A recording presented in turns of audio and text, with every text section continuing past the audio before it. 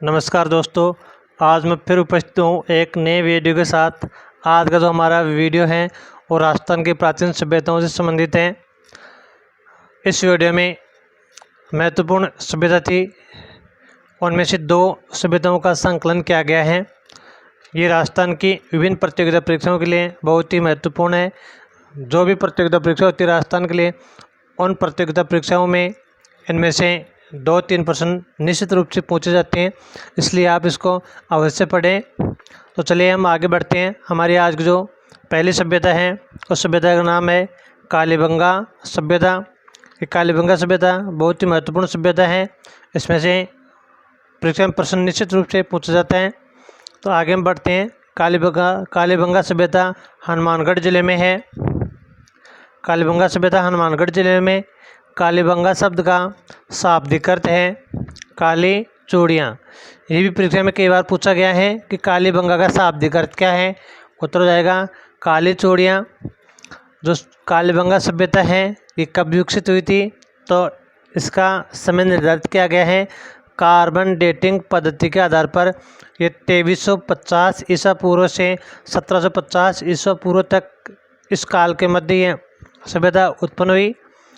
और इसका पता किसने लगाया? सबसे पहले इसका पता लगाया श्री अमलानंद घोष ने 1951-52 में लगाया था। इसका जो उत्खननकर्ता बीबीलाल और बीके थापर हैं, जिन्होंने 1961 से 1969 तक उत्खनन कार्य किया है। तो यहाँ पर ध्यान देने वाली बात है कि कालीबंगा सभ्यता का समय तो है 2350 ईसा पूर्व से 1750 ईसा पूर्व तक, और इसका पता लगाया था अमलानंद घोष ने 1951-52 में इसका पता लगाया था। और इसका उत्खनन कार्य करने वाले थे, इसका खुदाई कार्य करने वाले थे बीबीलाल और बीके थापर। इन्होंने उत्खनन कार्य किया था 1961 से 1969 ईस्वी तक यहाँ पर उत्खनन कार्य किया था। प्राचीन सरस्वती जो वर्तमान घग्गर नदी के किनारे बाएं तट पर है, ये यानी प्राचीन सरस्वती नदी के बाएं किनारे पर ये सभ्यता विकसित हुई। वर्तमान सरस्वती का वर्तमान नाम घग्गर नदी है। इसका जो परकोटा है, परकोटे से बाहर दोहरे जुते हुए खेत के अवशेष प्राप्त, जो विश्व में जुते हुए खेत के प्राचीनतम उदाहरण है। कहने का मतलब यह है कि इस सभ्यता में हमें जुते हुए खेत के प्रमाण मिले हैं। तो ये भी परीक्षा में पूछा हुआ प्रश्न है कि किस सभ्यता से हमें जुते हुए खेत के प्रमाण मिले हैं। उत्तर हो जाएगा कालीबंगा सभ्यता। यहाँ पर जो खेत था, खेतों की जुताई किस प्रकार से की जाती थी? खेतों की जुताई आड़ी तिरछी की जाती थी। ग्रिड पैटर्न के आधार पर जो इसकी जुताई है वो की जाती थी, यानी आड़ी तिरछी जुताई यहाँ पर की जाती थी। यहाँ पर एक ही खेत में एक साथ 2 फसलें उगाए जाने का जो प्रमाण है वो भी यहाँ पर मिला है। यानी यहाँ के लोग हैं एक बार में 2 फसलें गेहूँ और जौ उगाना जानते थे। यहाँ के जो चूल्हे हैं वो चूल्हे किस प्रकार के मिले हैं? तंदूर के समान बेलनाकार चूल्हे यहाँ पर मिले हैं। बेलनाकार तंदूर चूल्हे यहाँ पर प्राप्त हुए हैं। लकड़ी को कुरेदकर नाले बनाने का अवशेष यहाँ पर मिला है। यानी यहाँ पर जो नालियाँ बनी हुई थी, पानी निकालने की नालियाँ, वो लकड़ी की बनी हुई थी। लकड़ियों को कुरेदकर नाली आकार देकर वो नालियाँ यहाँ पर बनाई हुई मिली हैं। यहाँ के जो छोटे टीले हैं, छोटे टीले के उत्खनन में लाल या गुलाबी रंग के चाक निर्मित मृत भांड, यानी जो छोटा टीला है, इस टीले का जब उत्खनन किया गया, उत्खनन में लाल और गुलाबी रंग के चाक से निर्मित मृत भांड यानी मिट्टी के बर्तन, साधारण तस्तरियाँ, टोंटीदार सकड़े मुँह के घड़े, त्रिभुजाकार केक, मनके, तांबे की चूड़ियाँ, मिट्टी की खिलौना गाड़ी, पहिए, बैल की खंडित मूर्ति, हड्डियों से बनी सलाइयाँ, पत्थर के सिलबट्टे, मिट्टी की गेंद और तांबे का परसू जिसको कुल्हाड़ी बोलते हैं वो प्राप्त हुए हैं। यानी यहाँ पर क्या क्या चीज़ प्राप्त हुई है? देखो त्रिभुजाकार केक, मनके, तांबे की चूड़ियाँ, मिट्टी की खिलौना गाड़ी, पहिए, बैल की खंडित मूर्ति, हड्डियों से बनी सलाइयाँ, पत्थर के सिलबट्टे, मिट्टी की गेंद और तांबे की परशु यानी कुल्हाड़ी प्राप्त हुए हैं। जो पश्चिमी टीला है जिसको ऊंचे टीले के नाम से भी जाना जाता है। देखो इन टीलों के नाम अलग अलग हैं। पश्चिमी या ऊंचे टीले का नाम गड्डी क्षेत्र है, बड़े या निचले टीले का नाम नगर क्षेत्र है। तो ये टीलों के नाम भी पूछे जा सकते हैं। देश की स्वतंत्रता के बाद कालीबंगा भारत का प्रथम पुरातात्विक स्थल था जिसका उत्खनन किया गया। यानी हमारा देश आज़ाद हुआ 15 अगस्त 1947। तो आज़ादी के बाद कालीबंगा भारत का प्रथम पुरातात्विक स्थल था जिसकी खुदाई का कार्य किया गया। कालीबंगा कैसी सभ्यता थी? इन कालीबंगा एक नगरीय प्रधान सभ्यता थी। कालीबंगा नगरीय प्रधान सभ्यता थी, ग्रामीण सभ्यता नहीं थी, नगरीय सभ्यता थी। नगर निर्माण सुनियोजित नक्शे के आधार पर, यानी यहाँ पर जो नगर बसाए गए थे वो बिल्कुल आज की तरह नक्शे के आधार पर बसाए गए थे। तो नगर निर्माण सुनियोजित नक्शे के आधार पर था। मकानों के जो मुख्य द्वार हैं, मकानों के मुख्य द्वार सड़कों पर न खुल करके मोहल्लों की जो गलियां थी उन गलियों में खुलते थे। यानी मकान थे, मकानों के मुख्य दरवाजे सड़कों पर नहीं खुलते थे, मोहल्ले की जो गलियां थी उन गलियों में खुलते थे। कालीबंगा के जो बर्तन थे, कालीबंगा के बर्तनों का रंग भूरा और काला है। तो पूछा जा सकता है कि कालीबंगा में प्राप्त बर्तनों का रंग कैसा है? तो भूरा और काला रंग। यहाँ पर जो कालीबंगा में जो चूल्हे प्राप्त हुए हैं वो चूल्हे वर्तमान तंदूर के समान मिले हैं। यानी कालीबंगा से प्राप्त चूल्हे वर्तमान तंदूर के जैसे मिले हैं। तंदूरों की प्रथा इस सभ्यता का संबंध ईरान और पश्चिमी एशिया से होने का द्योतक है। यानी तंदूर की जो प्रथा है ये सभ्यता ईरान और पश्चिमी एशिया से संबंध होने का द्योतक है। ऐसे ही चूल्हे ईरान और पश्चिमी एशिया में भी प्राप्त हुए हैं। इसे यह अनुमान लगाया जाता है कि कालीबंगा और ईरान और पश्चिमी एशिया के बीच में आपसी संबंध था। यहाँ पर 7 अग्निवेदियाँ प्राप्त हुई हैं। तो पूछा जा सकता है किस सभ्यता की खुदाई में 7 अग्निवेदियाँ प्राप्त हुई हैं? उत्तर हो जाएगा कालीबंगा सभ्यता की खुदाई में 7 अग्निवेदियाँ प्राप्त हुई हैं। घग्गर नदी सूख जाने से कालीबंगा का क्या हो गया? विनाश, जिसको सरस्वती नदी बोलते हैं थे पहले। और सरस्वती नदी सूख गई, इस कारण इस सभ्यता का क्या हो गया? विनाश हो गया। यहाँ पर हमें 3 प्रकार की समाधियाँ मिलती हैं। 3 प्रकार की समाधियाँ मिलती हैं। वो समाधियाँ कैसी कैसी हैं? पहली है कि समाधि यानी शव को कैसे ज़मीन में गाड़ते थे। देखो शव अंडाकार खड्डों में, यानी शवों को अंडाकार खड्डों में उत्तर की ओर सिर रखकर मृत्यु संबंधी उपकरण के साथ गाड़ देते थे। यानी किसी व्यक्ति की मृत्यु हो जाती, उस व्यक्ति को अंडाकार रूप में खड्डे में उत्तर दिशा की ओर सिर करके यानी दक्षिण की ओर पैर करके मृत्यु संबंधी जो भी उपकरण उसके साथ रखने वो साथ में रखकर उस शव को क्या करते? गाड़ देते थे। आगे दूसरे प्रकार की समाधि में शवों के टांगे समेटकर गाड़ा जाता था। यानी टांग समेटकर उसको गाड़ देते थे। तीसरे प्रकार की समाधि है, इस समाधि में शव के साथ बर्तन और एक एक सोने और मणि के दाने की माला से विभूषित करके शव को गाड़ा जाता था। तो 3 प्रकार से यहाँ के जो लोग हैं वो शवों को गाड़ते थे। पहले में तो शव अंडाकार खड्डे में उत्तर की ओर सिर रखकर मृत्यु संबंधी उपकरणों के साथ गाड़ते थे। दूसरे प्रकार की समाधि में शवों के टांगे समेटकर गाड़ देते थे। तीसरे प्रकार के शवों के साथ बर्तन और एक एक सोने और मणि के दाने की माला से विभूषित करके शव को गाड़ा जाता था। यहाँ पर आगे हैं जो मोहनजोदड़ो की भांति लिंग मातृशक्ति की मूर्ति यहाँ पर प्राप्त नहीं होती है। यानी मोहनजोदड़ो की भांति यहाँ पर मातृशक्ति की मूर्तियाँ लिंग आदि प्राप्त नहीं होती हैं। यहाँ के लोगों की धार्मिक भावना का पता नहीं चल पाता है। यानी यहाँ पर किसी प्रकार की मूर्ति वगैरह आदि कुछ प्राप्त नहीं होती, पूजन सामग्री के रूप में कुछ भी प्राप्त नहीं होता है। तो यहाँ के जो लोग थे उन लोगों की धार्मिक भावना कैसी थी, यानी पूजा पाठ करते थे या नहीं करते थे, किसके बारे में, किस देवता के बारे में जानते थे नहीं जानते थे, ये हमें जानकारी प्राप्त नहीं होती है, क्योंकि यहाँ की खुदाई में हमें ऐसी कोई वस्तु प्राप्त नहीं हुई है जो इन लोगों की पूजा के बारे में जानकारी देती हो। तो यहाँ के जो लोग हैं, लोगों की धार्मिक भावना कैसी थी उसका यहाँ पर पता नहीं चल पाया है। ये जो लोग थे, ये लोग कौन कौन से पशु पालते थे, तो आइए देखते हैं। यानी भेड़, बकरी, गाय, भैंस, बैल, भैंसा, सूअर और ऊँट आदि ये लोग यहाँ पालते थे। तो ये कालीबंगा के लोग भेड़, बकरी, गाय, भैंस, बैल, भैंसा, सूअर, ऊँट आदि पालते थे। एक जो जानवर था उससे ये लोग परिचित नहीं थे, उसका नाम है घोड़ा।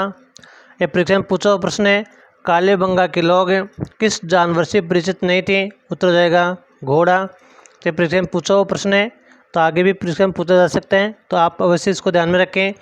कालीबंगा के लोग घोड़े से परिचित नहीं थे। समृद्धि का प्रमुख कारण व्यापार था। यानी धनाढ़ी का जो प्रमुख कारण क्या था, व्यापार से यहाँ के लोग अच्छे पैसे कमाते थे, इसलिए समृद्ध थे। व्यापारिक केंद्र लोथल गुजरात था। तो ये भी परीक्षा में पूछा हुआ प्रश्न है और आगे पूछा जा सकता है कि कालीबंगा सभ्यता के लोगों का व्यापारिक केंद्र कौन सा था, तो उत्तर हो जाएगा लोथल गुजरात हो जाएगा। आगे हम बढ़ते हैं हमारी आज की दूसरी सभ्यता की ओर। दूसरी सभ्यता है आहड़ सभ्यता। दोस्तों, आप ऐसे ही वीडियो प्राप्त करने के लिए हमारे एग्जाम ज्ञान स्टडी ग्रुप इस चैनल को सब्सक्राइब कर लें और बेल आइकन को दबा लें, ताकि कोई भी वीडियो अपलोड होती है आपको नोटिफिकेशन प्राप्त हो सके। तो हम आज की दूसरी सभ्यता की ओर बढ़ते हैं। हमारी दूसरी सभ्यता है आहड़ सभ्यता। आहड़ सभ्यता किस जिले में है? आहड़ सभ्यता उदयपुर जिले में है। आहड़ सभ्यता किस जिले में है? उदयपुर जिले में।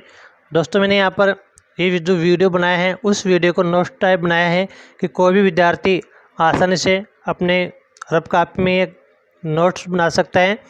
इस रूप में मैंने यहाँ पर लिखे हैं, बिंदुवार लिखे हैं, तो आप भी इनको जैसे लिखे वैसे उतार लें और परीक्षा की दृष्टि से इनको अच्छी तरह से याद कर लें, क्योंकि कोई भी एग्ज़ाम होते हैं उसमें इनमें से प्रश्न निश्चित रूप से पूछा जाता है।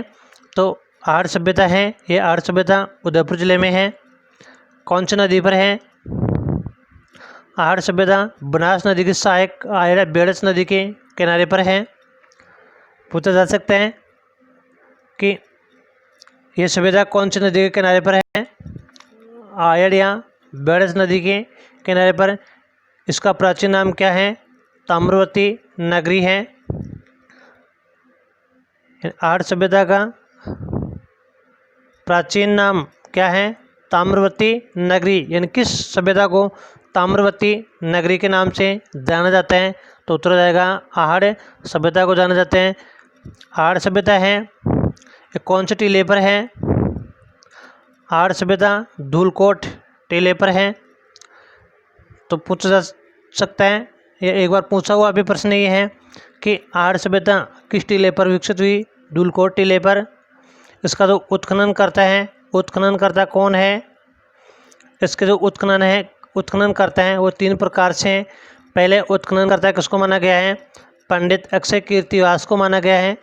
उन्होंने 1953 ईस्वी में लघु स्तर पर उत्खनन कार्य किया था। यानी पंडित अक्षय कीर्तिवास ने 1953 ईस्वी में लघु स्तर पर इसका उत्खनन कार्य किया था। दूसरे नंबर पर आते हैं आर.सी. अग्रवाल, जिन्होंने 1953 ईस्वी में व्यापक स्तर पर इसका उत्खनन कार्य किया था। यानी पंडित अक्षय कीर्तिवास ने तो लघु स्तर पर किया था और आर.सी. अग्रवाल ने व्यापक स्तर पर इसका उत्खनन कार्य किया था। इसके अलावा 2 और व्यक्ति आते हैं जिन्होंने इसका उत्खनन कार्य करवाया था। V.N. मिश्रा और H.D. सांकलिया ने 1961 से 62 तक इसका उत्खनन कार्य करवाया। इस प्रकार से इस सभ्यता का उत्खनन 3 रूपों में किया गया। पहला, पंडित अक्षय कीर्तिवास द्वारा 1953 ईस्वी में जो लघु स्तर पर था। आर.सी. अग्रवाल ने 1954 ईस्वी में करवाया था जो व्यापक स्तर पर था। इसके अलावा तीसरा था उत्खनन V.N. मिश्रा और H.D. सांकलिया ने 1961 से 62 तक इसका उत्खनन करवाया था। यहाँ पर देखो, ताम्रयुगीन सभ्यता के अवशेष प्राप्त हुए हैं। यानी यहाँ पर ताम्रयुगीन अवशेष प्राप्त हुए हैं। डॉक्टर सांकलिया ने आहड़ या बनास सभ्यता संस्कृति भी इसको कहा है। यानी डॉक्टर सांकलिया थे, उस सांकलिया ने इस सभ्यता को आहड़ या बनास संस्कृति भी कह करके पुकारा है। ये जो सभ्यता थी, ये सभ्यता कैसी थी? ग्रामीण सभ्यता थी। कालीबंगा नगरीय प्रधान सभ्यता थी और ये आहड़ सभ्यता है, ये ग्रामीण सभ्यता मानी गई है। यहाँ पर देखो क्या क्या प्राप्त हुआ है। तांबे की कुल्हाड़ी मिली है, तांबे के फलक मिले हैं, बांस के टुकड़े मिले हैं, तांबे की मुद्रिका मिली है, चूड़ियाँ मिली हैं, चाकू, हड्डियाँ और मृदभांड आदि वस्तुएं यहाँ पर प्राप्त हुई है। यानी यहाँ पर क्या क्या मिला है? तांबे की कुल्हाड़ी, तांबे के फलक, बांस के टुकड़े, तांबे की मुद्रिका, चूड़ियाँ, चाकू, हड्डियाँ और मृदभांड यानी मिट्टी के बर्तन यहाँ पर प्राप्त हुए हैं। और इस सभ्यता की महत्वपूर्ण बात यह है कि जो सभ्यता है ये 8 बार उजड़ी और 8 बार बसने के प्रमाण यहाँ पर मिलते हैं। तो ये परीक्षा में पूछा हुआ प्रश्न है कि ऐसी कौन सी सभ्यता है जिसके 8 बार उजड़ने और 8 बार बनने के प्रमाण मिले हैं? उत्तर हो जाएगा आहड़ सभ्यता हो जाएगा। आहड़ सभ्यता के 3 चरणों का ज्ञान, आहड़ सभ्यता के 3 चरणों का ज्ञान देखो किस प्रकार से हुआ। पहला ज्ञान है, प्रथम चरण में स्फटिक पत्थरों के प्रयोग की बहुतायत रही थी तथा इन्हीं से विभिन्न औजार और उपकरण ये लोग बनाते थे।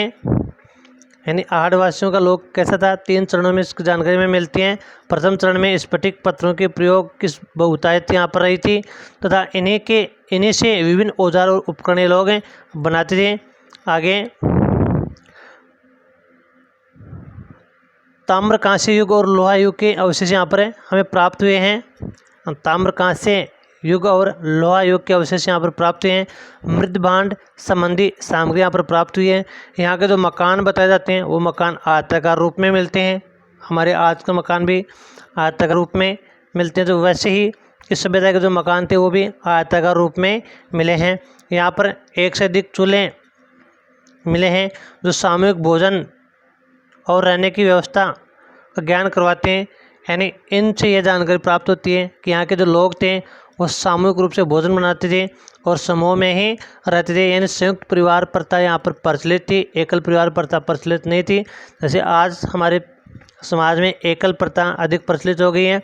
यहाँ पर एक ही घर में 6 चूल्हे प्राप्त हुए हैं। यानी यहाँ पर एक ही घर में एक साथ कितने चूल्हे प्राप्त हुए हैं? 6 चूल्हे प्राप्त हुए हैं। मानव हथेली की छाप यहाँ पर हमें मिली है। तो पूछा जा सकता है मानव हथेली की छाप कौन सी सभ्यता में प्राप्त हुई है? उत्तर हो जाएगा आहड़ सभ्यता में। अनाज रखने के यहाँ पर बड़े भांड जिन्हें गोरे या कोठे कहा जाता है कहते थे। तो ये भी परीक्षा में पूछा हुआ है। अनाज रखने के बड़े भांड जो मिट्टी से बने होते थे उसको किस नाम से जाना जाता था? उत्तर हो जाएगा गोरे या कोठे के नाम से जाना जाता था। और दोस्तों यहाँ पर महत्वपूर्ण बात यह है कि यहाँ पर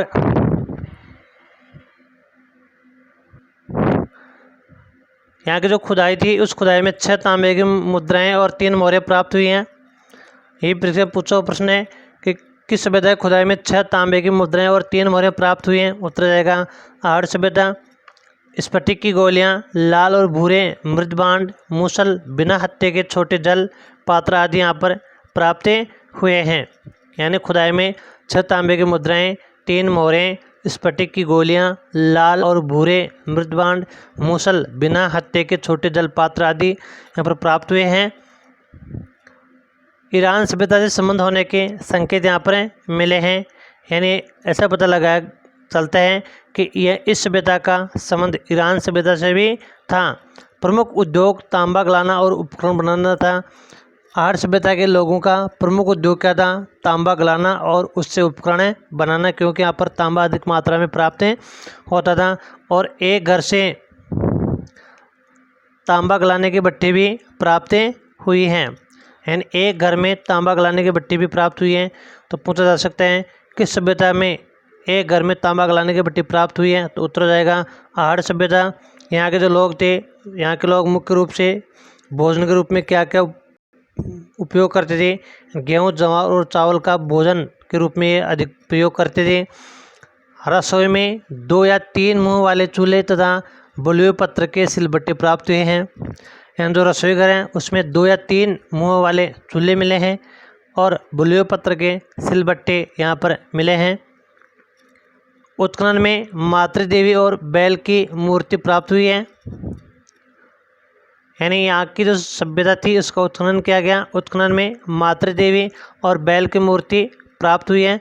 पूजा का मुख्य अनुष्ठान दीप जलाना था, यानी पूजा का मुख्य अनुष्ठान क्या था? दीप जलाना। गोपीनाथ शर्मा अनुसार कृषि से परिचित थे, यानी गोपीनाथ शर्मा ये बोलते हैं कि यहाँ के लोग खेती करने से परिचित थे। यहाँ के जो दो सभ्यताएं, दो विशेषताएं प्राप्त होती हैं, वो विशेषताएं कौन कौन सी हैं? आहड़वासी ताम्र धातु कर्मी थे। आहड़ के लोग ताम्र धातु से हथियार उपकरण जो कुछ बनाते थे। काले और लाल रंग के मृत पात्रों का उपयोग करते थे। यानी इस सभ्यता की दो विशेषताएं प्राप्त होती हैं। पहली विशेषता है कि आहड़वासी ताम्र धातु के उपकरण बनाते थे और काले और लाल रंग के मृत पात्रों का उपयोग करते थे।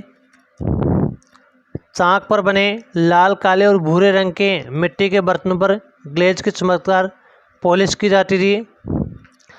मिट्टी के बर्तन उल्टी तपाई विधि से पकाए जाते थे, यानी आगे जो बर्तन है वो मिट्टी की उल्टी तपाई विधि से पकाए जाते थे।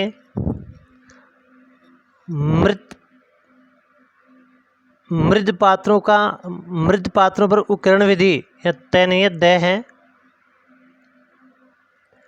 ये मृद है, इस प्रकार से मृद पात्रों पर उकेरण विधि, ऊपर चिपकाई विधि या त्रास कर अलंकरण किया जाता था। यानी जो मिट्टी के बर्तन होते थे उन पर उकेरण विधि से या ऊपर चिपकाई विधि से या त्रास कर अलंकरण किया जाता था, उनको सुसज्जित किया जाता था। यानी यहाँ पर और भी चीज़ देखो क्या मिला है। 6 यूनानी मुद्राएं और 3 मोहरें प्राप्त हुई हैं, यानी यहाँ पर 6 यूनानी मुद्राएं और 3 मोहरें मिले हैं। एक मुद्रा पर एक और त्रिशूल और दूसरी ओर अपोलो देवता अंकित है। यानी जो एक मुद्रा है उस मुद्रा पर एक और त्रिशूल है और दूसरी ओर अपोलो देवता अंकित है। तो ये प्रथम पूछा जा सकता है किस सभ्यता की खुदाई में प्राप्त मुद्रा पर एक और त्रिशूल और दूसरी ओर अपोलो देवता अंकित है? तो उत्तर हो जाएगा आहड़ सभ्यता। आहड़वासी है। आहड़वासी यानी आहड़ के लोग शवों को आभूषण सहित दफनाते थे। आहड़वासी शवों को आभूषण सहित गाड़ते थे।